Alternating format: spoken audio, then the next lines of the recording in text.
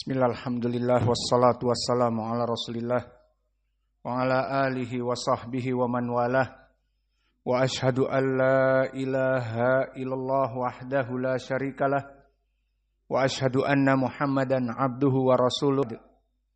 Alhamdulillah, pada kesempatan petang ini ba'dal maghrib Selasa 15 Oktober 2024 bertepatan dengan malam ke-13 dari Rabi' Ats-Tsani 1446 Hijriah. Kita lanjutkan kajian di Fakultas Ilmi Tauhid dalam pembahasan Kitab Tauhid karya Asy-Syaikh Muhammad ibn Abdul Wahhab At-Tamimi rahimahullah. Maka insyaallah kitab ini akan cepat selesai, dan jika selesai insyaallah kita sudah mempersiapkan kitab yang baru, Aqidah Al-Wasithiyah karya Syekhul Islam Ibn Taimiyah. Maka kita masuk kepada bab yang berikutnya. Qala al-muallif rahimahullah, babu qaulihi ta'ala walillahil asmaul husna fad'uuhu biha wa dharul ladina yulhiduna fi asma'ihi. Maka di dalam ayat ini barakallahu fikum banyak sekali faidah yang bisa kita petik. Pertama, beristidlal Syekhul Islam ataupun Syekh Muhammad ibn Abdul Wahhab di dalam kitabnya Kitab Tauhid dengan ayat ini adalah dari Kitab Tauhid, dari permasalahan tauhid ay al-asma was sifat, adalah pembahasan tentang nama-nama Allah dan sifat-sifat Allah. Maka pembahasan tauhid luas. Pembahasan tauhid yang ma'ruf adalah tauhid al-uluhiyah. Kita membicarakan tentang ibadah hanya untuk Allah saja. Dan ini banyak dari bab-bab yang kita lewati. Dan di antaranya tauhid al-asma was sifat. Kenapa dikatakan tauhid al-asma was sifat? Karena di dalam pembahasan ini akan dinamakan Allah itu dengan nama yang Allah namakan atas dirinya. Dan juga Allah memberikan sifat yang Allah sifatkan atas dirinya, maka kita harus mentauhidkan nama dan sifat yang Allah sifatkan atas dirinya. Tidak boleh sifat Allah seperti makhluknya. Dan tidak boleh nama-nama Allah seperti nama makhluknya. Maka ini yang diinginkan dengan tauhid dari al-asma was sifat. Adapun makna dari ayat ini, walillahi al-asma'u al-husna. Maka i'rabnya walillahi apa? Lillahi jar wa majrur wa huwa khabar muqaddam. Al-asma'u mubtada muakhar, karena syibhul jumlah seperti jar wa majrur bisa menjadi khobar muqaddam. Maka i'rabnya walillahi lafdul jalalah Allah, jar wa majrur harfu jarnya lam, itu khobar muqaddam, dan al asma'u mubtada yang muakhar. Lalu al husna apa i'rabnya? Sifah untuk nama-nama yang al husna, nama-nama yang baik. Fahunaka faidah limadha jalla wa ala yuqaddimu al-khobar minal mubtada. Kenapa Allah mendahulukan al-khobar lillahi daripada al-mubtada? Fal asl yajuz an naqul al-asma'u al-husna lillah. Hadal asl. Al-asma'u mubtada, al-husna sifatul mubtada, lillahi. Jar wa majrur fi mahali rafa khobar ala makani, pada tempatnya. Namun kenapa di Al-Quran Allah mendahulukan khobar? Maka di sini masuk kepada kaidah al-balagiyah ataupun ilmul balaghah. Setiap yang dia itu harusnya di akhir kemudian dijadikan pendahulu, maka yufidul hasr. Kaidah fil balaghah kullu syai' tastahiq fi ta'khir faja'aluhu muqaddaman yufidul hasr. Fa makna hadhil qaidah lillahi jar wa majrur khabar muqaddam wal asma mubtada muakhkhar. Idan aradallahu bitaqdim al khabar min haitsu ilmil balaghah mada yufidul hasr. Idan mada yufidul hasr kita terjemahkan dengan baik dan benar. Lillahi walillahil asmaul husna kita katakan yufidul hasr maknanya pengkhususan. Walillahil asmaul husna makna yang benar dan baik adalah hanya untuk Allah saja nama-nama yang baik. Itu makna yufidul hasr. Maka ini didahulukan al-khabar dari al-mubtada dikarenakan untuk ini. Maka dikarenakan inilah kenapa Allah menyebutkan walillahi al-asma al-husna. Didahulukan khobar, kenapa tidak menyebutkan al-asma'ul husna lillahi?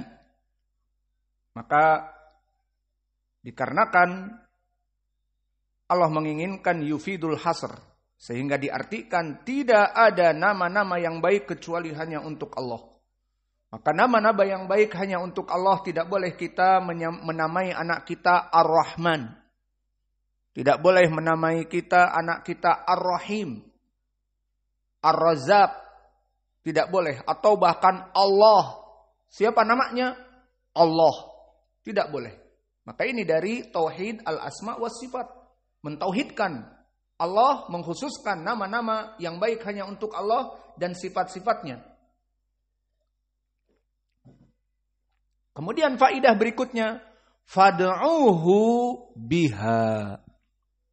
Setelah kita mengetahui nama-nama Allah, maka sifat-sifatnya juga kita ketahui, kita diperintah oleh Allah untuk berdoa dengan nama-namanya dan sifat-sifatnya.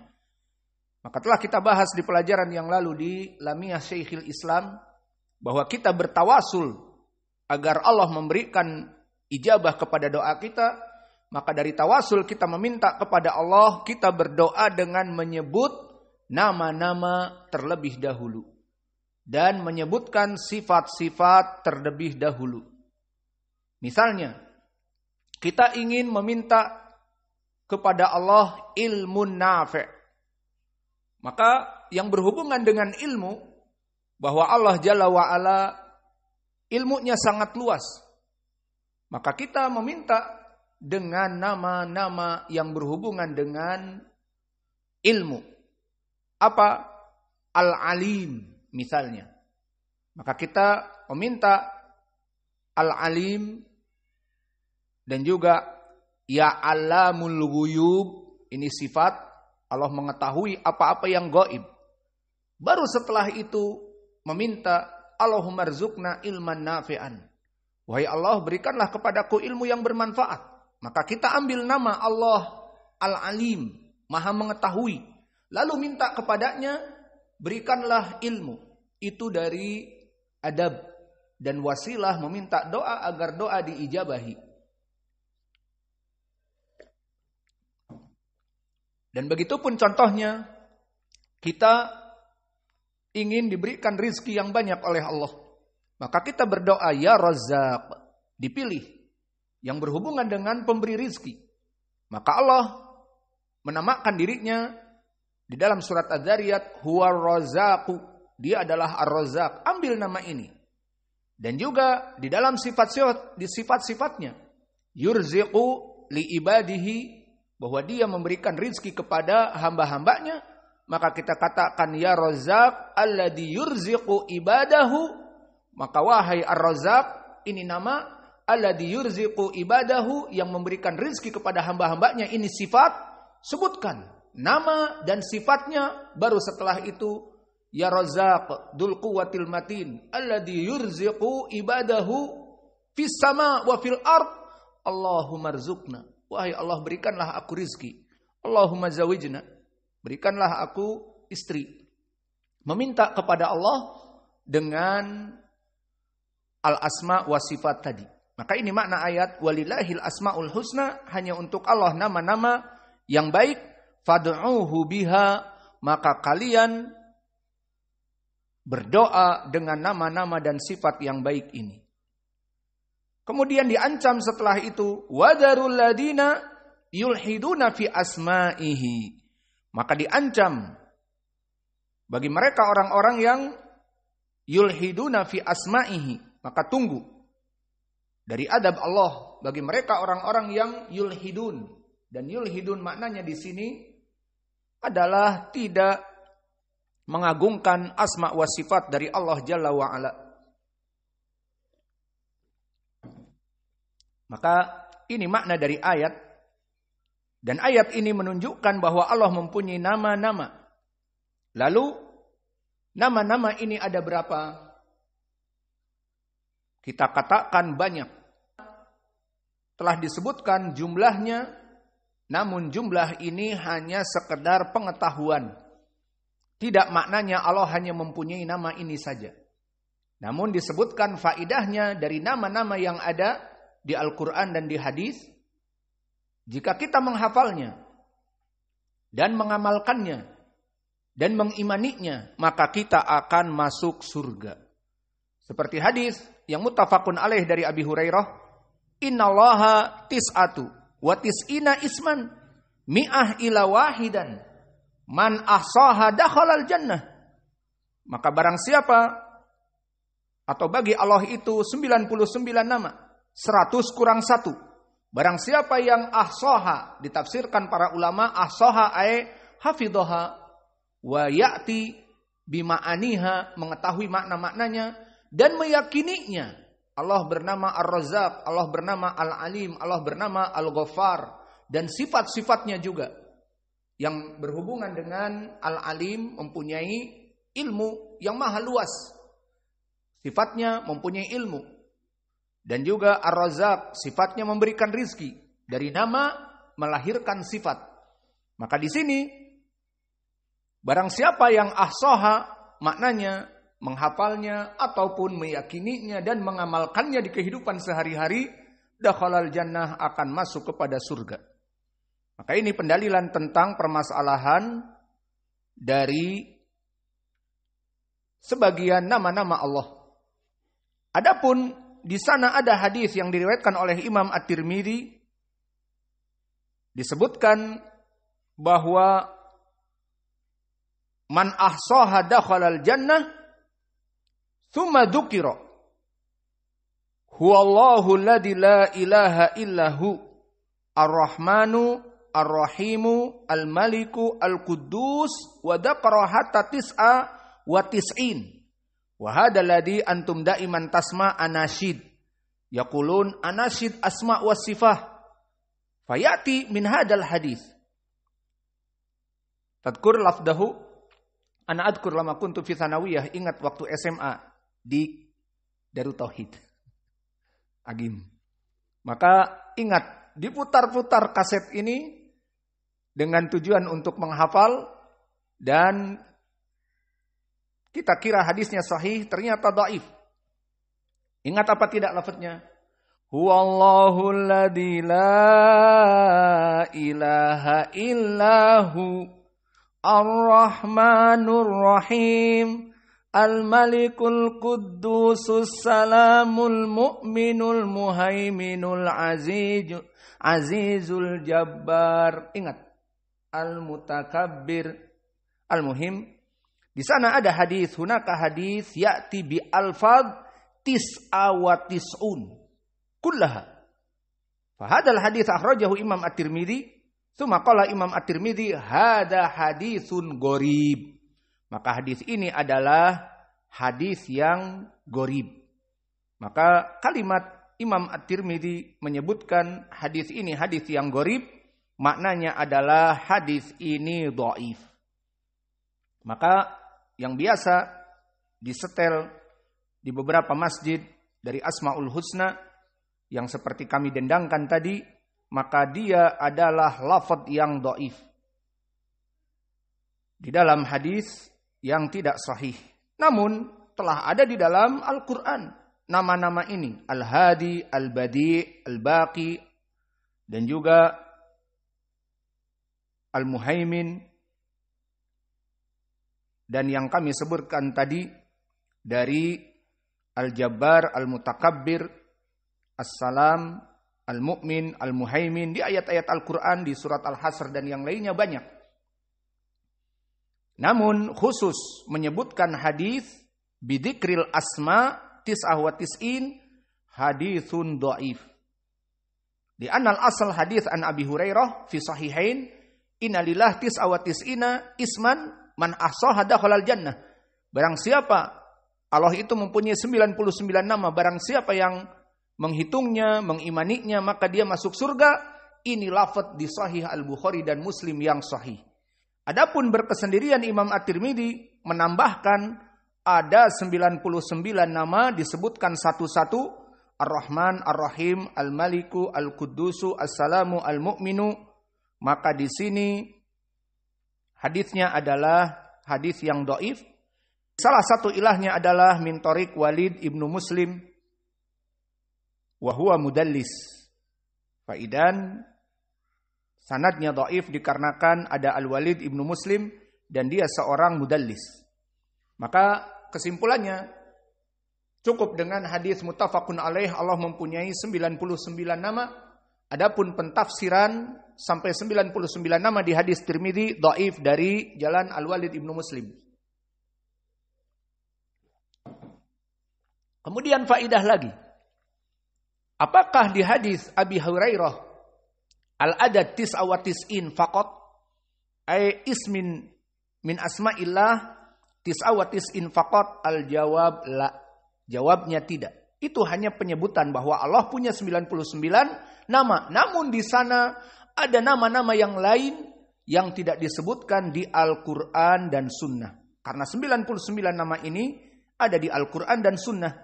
Lalu maksudnya apakah hanya 99 atau ada lebih? Jawabnya ada lebih. Lalu kalau ada lebih di mana kita dapati? Di Al-Quran dan di Sunnah hanya 99. Jawabnya fi ilmil ghaib indallah. Ada di ilmul ghaib yang Allah tidak mengajarkan di Al-Quran dan Sunnah. Namun telah datang hadis menunjukkan kepada itu. Wa aina dalil idan? Akhrajahu ashabus sunan an Abdullah bin Mas'ud. Maka dikeluarkan oleh ashabus sunan dari Abdullah bin Mas'ud, di antaranya Imam Ahmad juga. Berkata Ibnu Mas'ud, di saat Nabi Muhammad SAW melaksanakan doa, maka dia mengatakan as'aluka Allahumma bikulli ismin huwa lak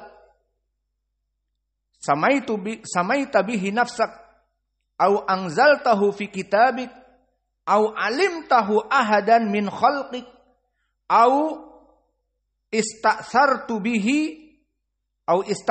bihi fi ilmil ghaib indak. Fahada huwa asyahid. Ini poin pendalilannya, di mana Nabi meminta kepada Allah bertawassul dengan Asmaul Husna. As'aluka, aku meminta kepadamu wahai Allah, Allahumma bikulli ismin huwa lak, dengan seluruh nama yang engkau punyai. Ini Nabi berdoa tawassul dengan nama-nama Allah semuanya. Samaita bihi nafsak, dengan nama-nama yang kamu sebutkan di Al-Quran atau Sunnah. Au anzaltahu fi kitabik, atau yang engkau sebutkan di Al-Quran, kitabmu. Au alimtahu ahadan min khalqik, atau engkau mengajari hamba-hambamu seperti Nabi Muhammad meriwayatkan di dalam hadis-hadis tentang nama dan sifat Allah. Dan poin pendalilannya austa'sarta bihi fi ilmil ghaib indak, atau dari nama-nama dan sifat yang kamu sengaja tidak mengajarkan dan kamu sembunyikan di ilmil ghaib, dirahasiakan. Maka di sini pertanyaan yang besar, hal al-asma lillahi tis'a wa tis'un faqat idza ziyadah faqat fal jawab la. Li'anna hunaka hadits austa'sarta bihi fi ilmil ghaib indak. Idan Allah indahu al-asma, Allah mempunyai nama-nama selain dari 99. Namun, apa faedahnya idan hadis Abi Hurairah? Hadis Abi Hurairah maknanya cukup barang siapa yang ingin mengimani dan melafadzkan dari nama-nama Allah ada di Al-Quran dan Sunnah jumlahnya 99. Namun, pembatasan hanya 99 itu tidak benar karena di hadis disebutkan au istaksar tabihi fi ilmil ghaib indak. Maka hadis ini hadis yang sahih. Adapun selesai dari pembahasan ayat ini, dzukira au dzakara Ibnu Abi Hatim an Ibni Abbas. Maka di sini seperti biasa penulis mengambil dari tafsir tentang makna ayat ini dari Ibnu Abbas. Maka tafsir dari Ibnu Abbas di sini dinukilkan dari tafsir Ibnu Abi Hatim, dan tafsir Ibnu Abi Hatim wallahu a'lam dia tidak ada. Maksudnya tidak tercetak ataupun dulunya ada namun sekarang sudah hilang. Dan kalau ditanya kenapa kutub-kutub itu hilang? Di antaranya fitnah Tatar. Orang-orang Mongol Tatar itu masuk di tahun 600-an ke Irak. Dan Irak pada zaman itu adalah dari zaman dulu. Antum dengar Al-Basrah, Al-Kufah, Wal-Wasit. Maka mereka, haula al-ulama fi Irak mawjudun. Wahum yaktubuna al-kitab. Falamma am situmi'ah di saat tahun 600 Hijriah mendekati 700 atau 700 Hijriah, maka pemerintah di Irak ada orang-orang Syiah Ar-Rafidah. Dan seperti biasa orang-orang Syiah Ar-Rafidah membantai kaum muslimin ahlu sunnah dan mereka yang akan memasukkan al-Yahud wa Nasara dan orang-orang kafir. Itu dari semenjak Doeloe. Maka mereka orang-orang Syiah Ar-Rafidah jika jaya di Indonesia, mereka akan melaksanakan apa yang dilaksanakan oleh orang-orang terdahulunya. Maka kita meminta perlindungan kepada Allah. Selama ahlu sunnah banyak, maka mereka sedikit diam. Namun jika mereka banyak, seperti di Irak, mereka menyembelih ahli sunnah. Di Irak dan di Iran, di negara mereka banyak ahlu sunnah yang digantung dan ma'ruf foto-fotonya bagi mereka orang-orang ahlu sunnah. Itulah keadaan dari kelompok Asyiah Ar-Rafidah. Maka di zaman itu kelompok Asyiah Ar-Rafidah mempunyai kepemimpinan di pemerintahan dan mereka yang memasukkan Tatar, orang-orang Mongol seperti Genghis Khan, Kubilai Khan, maka mereka orang-orang kafir dan haus darah dan haus kekuasaan. Maka mereka dibuka oleh Asyiah Ar-Rafidah, tafaddalu udkhulu ila Irak. Kami yang membuka jalan bagi kalian. Hancurkan kaum muslimin ahli sunnah, hancurkan kitab-kitabnya. Fadakhalu ila Baghdad. Maka di Baghdad dihancurkan kaum muslimin oleh tentara Mongol, oleh kelompok Genghis Khan, Kubilai Khan, dan yang lainnya. Maka akhirnya hancur kekuatan kaum muslimin karena pengkhianatan khana Asyiah. Wa baqiya hada hum yadkhuluna ilal maktabah al-islamiyah. Mereka masuk kepada perpustakaan besar, perpustakaan kaum muslimin. Disinilah kitab-kitab makhtutat dari zaman-zaman dulu. Mereka membawanya dan melemparkannya ke sungai Ifrat. Sungai Ifrat ataupun Efrat itu ada di Baghdad. Maka yang tadinya sungai itu berwarna seperti warna air menjadi hitam, legam karena tinta-tinta maktabah-maktabah yang ditulis ulama terdahulu sirna dan hilang. Maka oleh sebab itu alasannya, mana kitab Ibnu Abi Hatim? Sekarang tidak ada di maktabah percetakan, nggak ada. Karena kitabnya hilang. Di antara kitab yang hilang. Dari mana kita tahu? Dari tulisan para ulama zaman dulu. Misal Imam Ibnu Hazm Adh-Dhahiri. Dia menulis kitab Muhalla. Maka dulu waktu kami di Yaman ditugaskan untuk mentahqiq Al-Muhalla. Fahada amrun sa'ab. Kenapa? Lianna Imam Ibnu Hazm menulis kitab Al-Muhalla sebelum kejadian Tatar yang merusak maktabah. Maka dia menukil di kitab ini, di kitab itu dengan sanad. Dan begitupun Ibnu Katsir rahimahullah di dalam kitab tafsirnya, qala Ibnu Abi Hatim, menukilkan dari Ibnu Abi Hatim dari tafsirnya. Maka sekarang jika kita rujuk di kitab-kitab yang ada di maktabah, tidak ada. Maka ini menunjukkan beberapa kitab itu mafkudah, hilang. Maka kita bersedih, hilang ilmu, hilang dari buku-buku Islam yang ditulis oleh ulama zaman dulu. Dan di antaranya banyak yang disebutkan oleh para ulama dan kita melihat dari kutub-kutub yang ditulis oleh mereka seperti Ibnu Hazm, Imam An-Nawawi yang hidup sebelum datangnya mereka orang-orang Tatar, menukil kitab, dinukil di kitab anu di antaranya tafsir Ibnu Abi Hatim. Ternyata tidak ada di zaman now. Itulah kita merasa sedih. Dan di antaranya kitab misalnya seperti Sunan Ad-Darimi yang ada hanya sedikit. Dan juga misalnya kitab Ilal karya Ali Ibnul Madini. Lihat gurunya Al-Bukhari, Ali Ibnul Madini yang pada zaman itu paling kuat ilmu ilalnya menulis kitab Ilal. Kami mendapati di maktabah Syekh kami Mukbil hanya satu kitab tipis. Mungkin beberapa hadis. Di dalamnya ilmu. Mana yang lainnya? Hilang.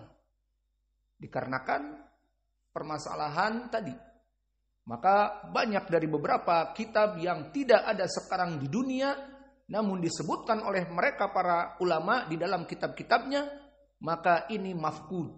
Dikatakan kitab yang hilang. The loss of the book. Kitab-kitab yang hilang. Maka hanya ada bekasnya dituliskan sanadnya alhamdulillah seperti Imam Ibnu Katsir naqala an Ibni Abi Hatim dengan sanadnya. Alhamdulillah tafsir Ibnu Katsir tidak hilang. Sehingga tafsir Ibnu Abi Hatim anaknya Abu Hatim Ar-Razi, imam bernama siapa? Abdurrahman Ibnu Abi Hatim mempunyai kitab tafsir agung kitabnya. Namun hilang. Yang ada sebagian hanya ditulis oleh Imam Ibnu Katsir. Ini contoh. Maka mulai dari sekarang antum nanti jangan kaget kalau antum memeriksa hadis, loh, mana kitab ini kok nggak ada? Bukan di tempat kamu nggak ada, di alam dunia memang sudah tidak ada, sudah almarhum, sudah dikubur, misalnya. Maka kitab itu sudah tidak ada lagi. Kesimpulannya, kitab yang disebutkan Ibnu Abi Hatim itu tidak ada, namun ada kitabnya hanya penukilan-penukilan dari Al-Hafidh Ibnu Katsir rahimahullah. Maka diriwayatkan dari Imam Ibnu Abi Hatim disebutkan jalannya oleh Ibnu Katsir dari jalan Muhammad Ibnu Thawr an Ma'mar an Qatadah. Qauluhu yulhidun ay yusyrikun. Maka di sini sanadnya disebutkan tadi Ma'mar Ibnu Rashid Al-Azdi an Qatadah. Sebagian ulama seperti Ad-Daruqutni mengatakan riwayat Ma'mar dari Qatadah dhaif, namun wallahu a'lam para ulama yang lain yang terdahulu tidak mempermasalahkan, maka insya Allah tidak ada permasalahan. Riwayatnya sahih. Maka ucapan Qatadah di sini adalah ucapan yang sahih. Mana Qatadah? Tidak ada.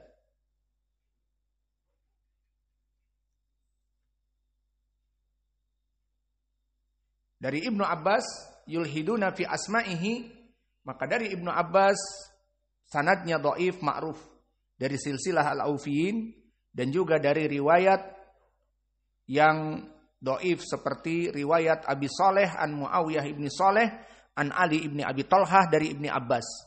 Maka Abu Saleh Katibul Laits dhaif dan Ali Ibni Abi Thalhah meskipun thiqah tidak mendengar dari Ibnu Abbas. Maka atsar yang disebutkan di sini an Ibni Abbas yulhiduna fi asma'ihi ay yusyrikun, maka sanadnya dhaif. Namun telah datang dari Qatadah yang tadi kami sebutkan sanadnya sahih, maknanya sama.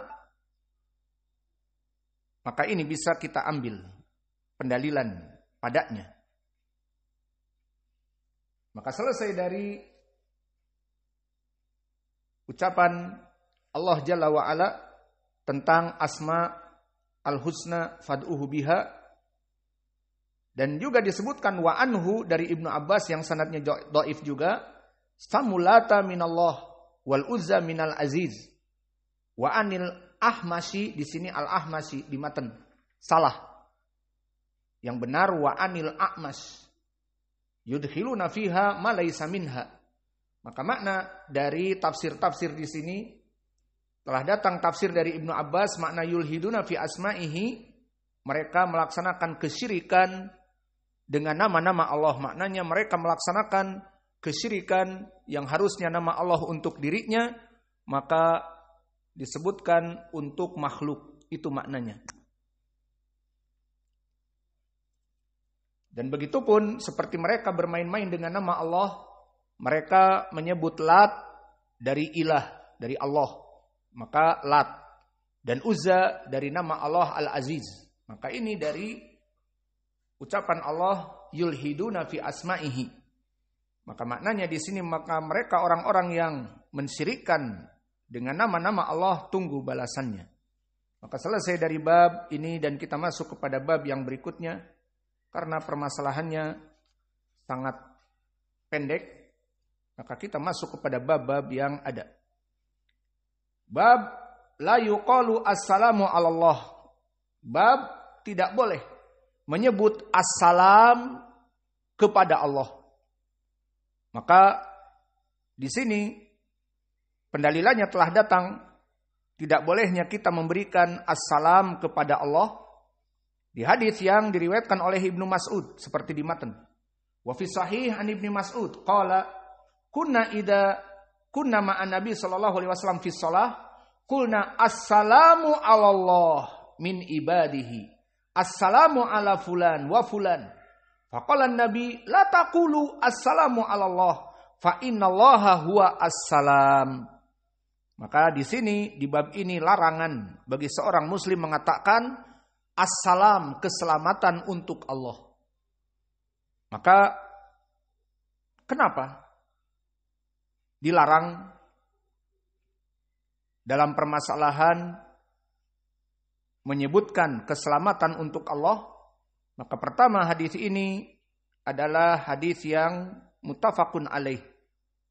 Maka di hadis muttafaqun alaih ini disebutkan bagaimana kita ini dilarang untuk memberikan salam kepada Allah. Seperti kita memberikan salam assalamu alaik, keselamatan bagi kamu wahai anakku, wahai istriku, dan yang lainnya. Mereka makhluk. Kita berikan keselamatan Allah atas kalian. Namun di sini kepada Allah kita mengatakan assalamu alaik, wahai Allah, keselamatan untukmu. Paham? Maka di sini dilarang di dalam hadis yang disebutkan di Sahih Al-Bukhari wa Muslim, di saat Nabi mendengar assalamu ala Allah min ibadihi, keselamatan untuk Allah dari hamba-hambanya, maka Nabi mengatakan la taqulu assalamu ala Allah fa innallaha huwas salam. Maka dilarang seseorang manusia mengatakan keselamatan untuk Allah. Kemudian disebutkan ilahnya fa innallaha huwas salam wa minhu assalam. Maka di sini kita mengetahui kenapa kita dilarang memberikan keselamatan assalam untuk Allah. Pertama, disebutkan ilahnya karena Allah dia adalah assalam. Maknanya assalam itu adalah nama Allah. Maka Allah namanya assalam. Maka bagaimana diberikan assalam itu untuk Allah? Itu maknanya. Karena telah datang hadis di dalam riwayat Ibnu Mas'ud, fa innallaha huwas salam, maka karena Allah itu adalah dia sendiri namanya As-Salam, maka tidak boleh memberikan salam kepada Allah karena dia itu sendiri adalah keselamatan, namanya As-Salam. Dan yang kedua juga di hadis yang ma'ruf, hadis yang diriwayatkan oleh Imam Muslim, setelah kita selesai dari sholat, apa yang kita baca? Setelah selesai dari sholat, membaca istighfar 3 kali, lalu Allahumma antas salam wa minkas salam tabarakta ya dal jalali wal ikram.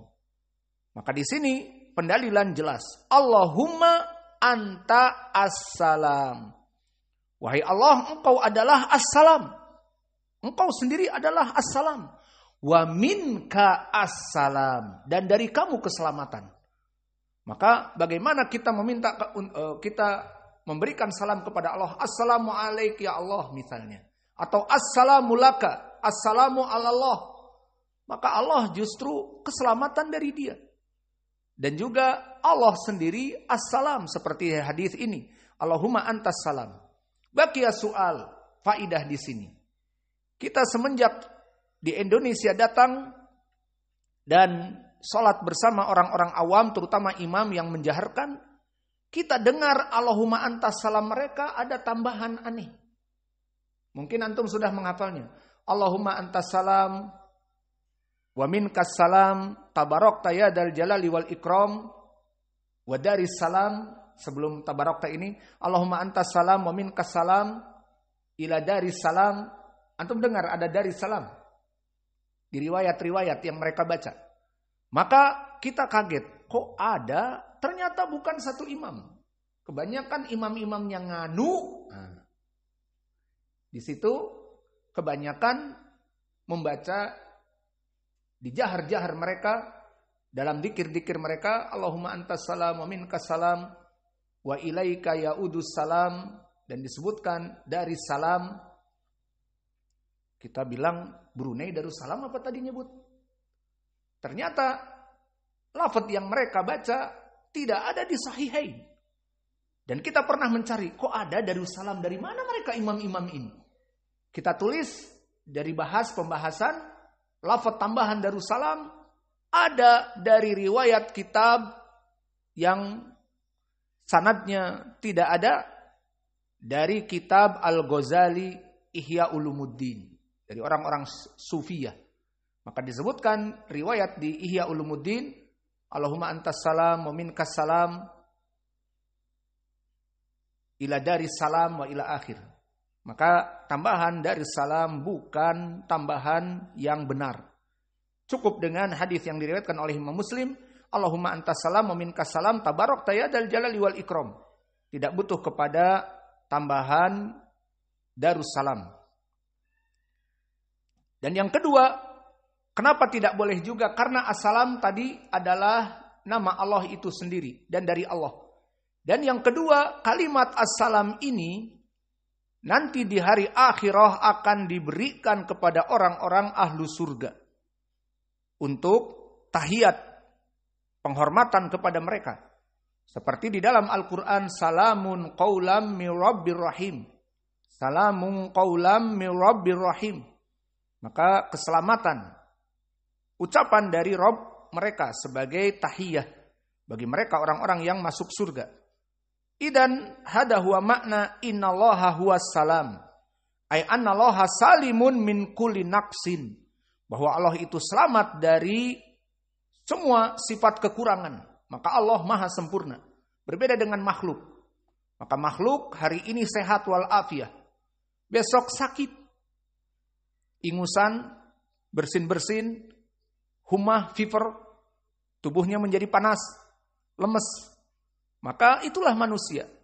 Dan manusia mempunyai sifat-sifat, ada keburukan dan kesalahan. Maka manusia tidak sempurna. The perfect is Allah. Adapun Allah tidak mengantuk. La ta'khuduhu sinatun wala naum. Tidak ada ghaflah. Allah itu terus terjaga. Adapun manusia sakti apapun, di saat tidur, ya lemah. Tidak bisa menjaga dirinya. Maka di saat tidur, bisa dipukul. Dan bisa dibunuh. Meskipun dia dalam keadaan terjaga, dalam keadaan kuat. Namun ada lemahnya saat ngantuk, saat tertidur, sudah. Adapun Allah Jalla wa'ala maka maha sempurna dan terjauh dari sifat-sifat yang buruk. Maka ini makna dari as-salam. Dan as-salam ismun masdar yang bisa dikatakan di dalam doa kita untuk meminta kepada Allah. Ya salam, wahai Allah yang bernama as-salam. Misalnya Allahumma salimna minal fitan. Maka selamatkanlah aku dari fitnah misalnya. Maka boleh berdoa dengan as-salam. Maka inilah yang menyebabkan di dalam hadis ini kenapa kita tidak boleh mengatakan as-salam untuk Allah, karena Allah sendiri adalah as-salam. Maka ini faidah dari bab yang kita bahas, bahwa dia adalah as-salam itu sendiri. Kemudian kita masuk kepada bab yang berikutnya. Qala al-muallif rahimahullah, babu qawli Allahumma gfirli in syi'ta. Maka dari kesalahan juga selain tadi mengatakan bagi Allah as-salam, as-salam untuk mewahai Allah. Kesalahan dalam akidah dan tauhid. Dan juga permasalahan al-asma al-husna dan menyekutukan Allah dari segi al-asma al-husna, menyebut nama makhluk dengan Allah dan menyebut nama makhluk dengan Al-Aziz, Ar-Rahim. Maka tidak boleh, harusnya Abdul Aziz dan Abdul Rahim. Dan begitupun di sini orang yang mengatakan Allahumma gfirli in syi'ta. Maka meminta kepada Allah, wahai Allah ampuni aku jika kamu mau. Maka ini tidak pantas. Meminta ampunan kepada Allah, Allahumma gfirli in syi'ta. Maka ampuni aku wahai Allah jika kamu mau. Maka tidak pantas seorang hamba berdoa kepada Allah dalam keadaan seperti ini. Maka disebutkan di dalam matan fi sahih an Abi Hurairah. Maka telah datang sahih dari Abi Hurairah. Maka hadis ini diriwayatkan oleh Imam Al-Bukhari dan juga Muslim, maknanya muttafaqun alaih. Wa fi sahih an Abi Hurairah, maka telah datang riwayat yang sahih dari Abi Hurairah, yakni muttafaqun alaih, anna Rasulullah sallallahu alaihi wasallam qol, bahwa Nabi Muhammad sallallahu alaihi wa ala alihi wasallam bersabda, la yaqul ahadukum, maka janganlah seorang dari kalian berkata, Allahumma gfirli in syi'ta, wahai Allah ampuni dosa-dosaku jika kamu mau. Dan di riwayat, maka di sini mukhtasar, Allahumma arhamni in syi'ta, ada tambahan, wahai Allah rahmatilah aku jika kamu mau. Maka doa seperti ini adalah dari kesalahan. Maka disebutkan liya'zima al-mas'alah fa innallaha la mukriha lahu.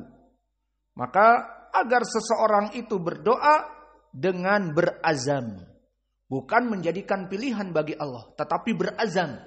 Dia banyak dosa, minta ampun kepada Allah, bukan mengatakan ya Allah ampuni aku dengan tidak berazam, tapi memilih jika kamu ridho ya Allah. Bagaimana seperti ini? Dia banyak dosa, dia tidak pernah sholat, kemudian ingin melaksanakan taubat, ya Rabb ampuni aku selama ini tidak pernah sholat jika kamu mau. Maka tidak pantas seperti itu. Lalu disebutkan juga di riwayat, Allahumma arhamni in syi'ta, maka wahai Allah rahmatilah aku, jauhkan aku dari api neraka jika engkau mau. Ini tidak ada adab dalam berdoa, karena seorang hamba penuh dosa. Dan seorang hamba butuh keselamatan dari api neraka. Meminta kepada Allah keselamatan dari api neraka. Bukan meminta perkara-perkara yang agung ini, ampunan dari dosa agung. Karena hadis menyatakan kullu ibni Adam khata' wa khairul khata'ina at-tawwabun. Bahwa seluruh yang namanya Bani Adam itu melaksanakan kesalahan. Dan sebaik-baiknya orang yang bersalah cepat bertaubat. Maka di hadis ini menunjukkan kullu ibni Adam, lafaz kullu memberikan makna semua, general. Maka semua yang namanya Bani Adam berdosa butuh kepada taubat.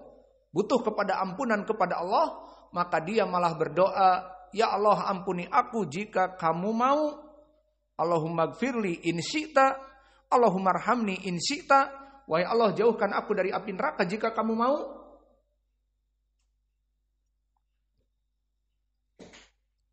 Maka ini tidak pantas doa-doa seperti ini dengan dalil disebutkan setelahnya.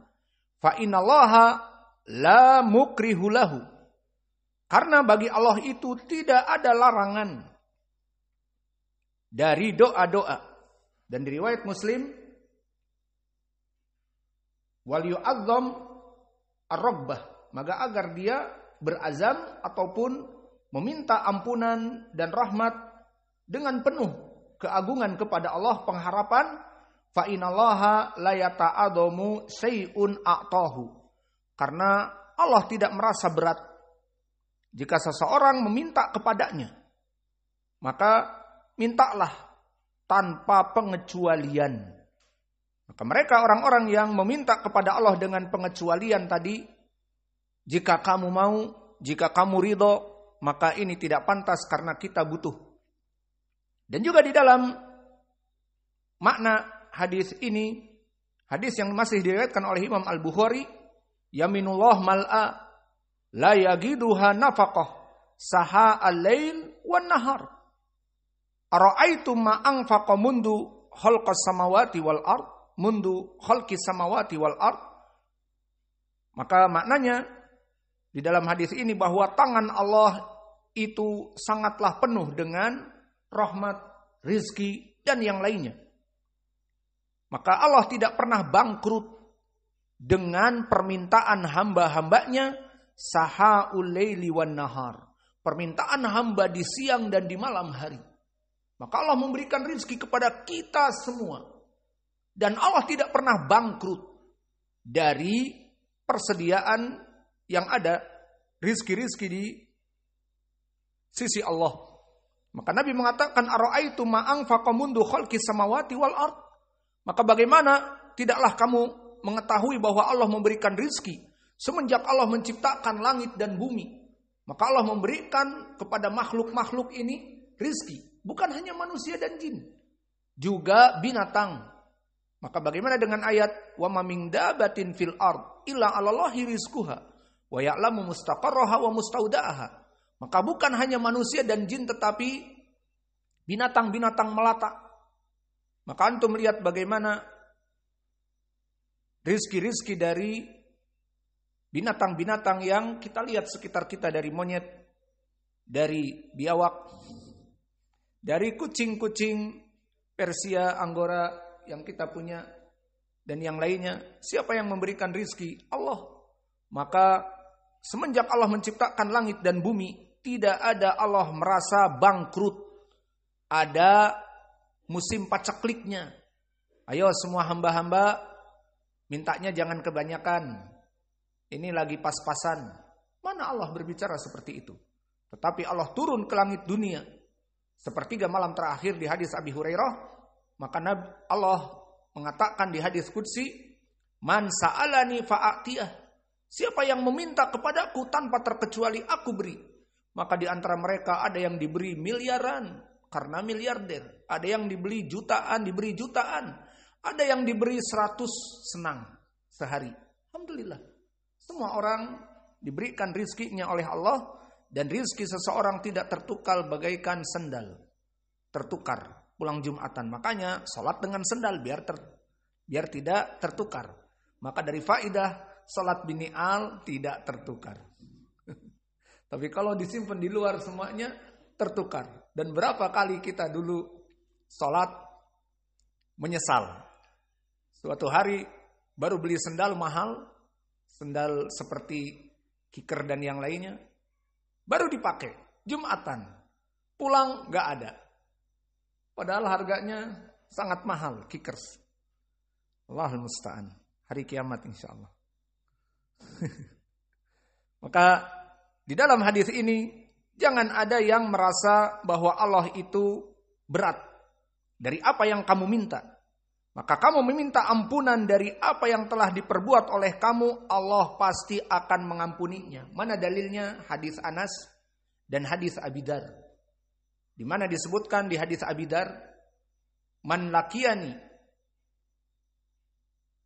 walam yusrik billahi syai'a bi qurabil ardi khotoya laqaituhu bi qurabil ardi khotoya wa bi qurabil ardi magfirah. Maka barang siapa yang tidak dalam keadaan mati kesirikan dan dia penuh bagaikan seisi dunia dosa-dosanya, maka aku akan mendatangi dia dengan sepenuh langit dan bumi ampunan. Maka di sini tidak pantas tadi. Allahumma gfirli in syi'ta.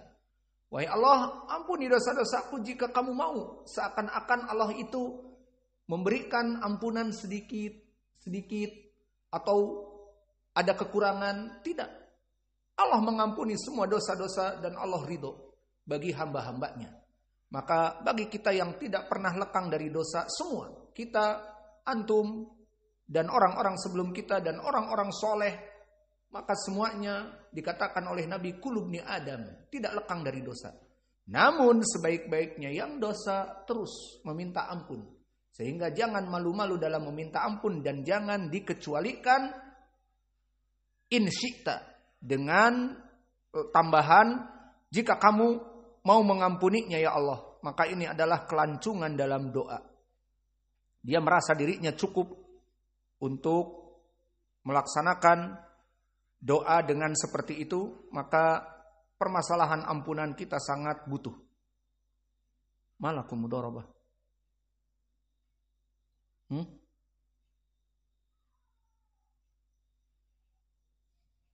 Sudah selesai, tambah lagi atau cukup? Silakan dijawab. Sudah berapa menit?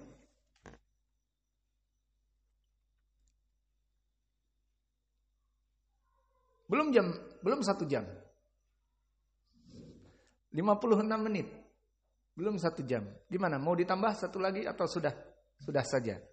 Biar ilmu yang ada pada kalian mudah dicerna. Kenapa kita harus mengejar-ngejar seperti sekolah-sekolah ataupun ma'had-ma'had yang mengikuti target. Wah, bulan Oktober ini atau Desember nanti ujian. Kita belum selesai tamat kitab, masih tebal. Ayo kejar. Nah, dikejar-kejar. Alhamdulillah kita tidak mengejar-ngejar mata pelajaran. Iya, Usama dulu gitu dikejar-kejar. 2 bulan lagi bulan Desember ujian. Harus tamat kitab ini, maka dikejar-kejar. Alhamdulillah kita tidak dikejar-kejar pelajaran dan kita pun full pelajaran mulai dari ba'dal fajr, ba'dal qabla duhur, ba'dal asr, ba'dal maghrib. Alhamdulillah. Jika tidak ada udzur maka kita terus melaksanakan pengajaran dan pembelajaran kecuali sallu fi rihalikum, maka itu ada udzur syar'i ataupun daurah ataupun dakwah. Maka semuanya ada udzur syar'i. Wa naktafi ila huna wa jazakumullahu khaira wa barakallahu fi ilmikum. Subhanakallahumma bihamdika asyhadu an la ilaha illa anta astaghfiruka wa atubu ilaik. Karena matanya pendek, maka silahkan dihafal dan di store 3 bab. Pendek. Yang seperti diriwayatkan Ibnu Abi Hatim itu tidak usah. Yang penting di bab ayat Al-Qur'an, hadis cukup.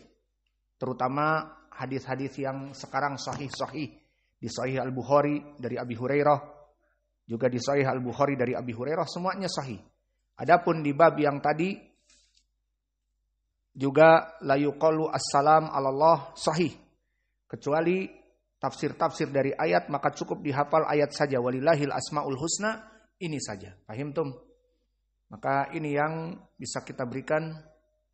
Wa naktafi ilahuna.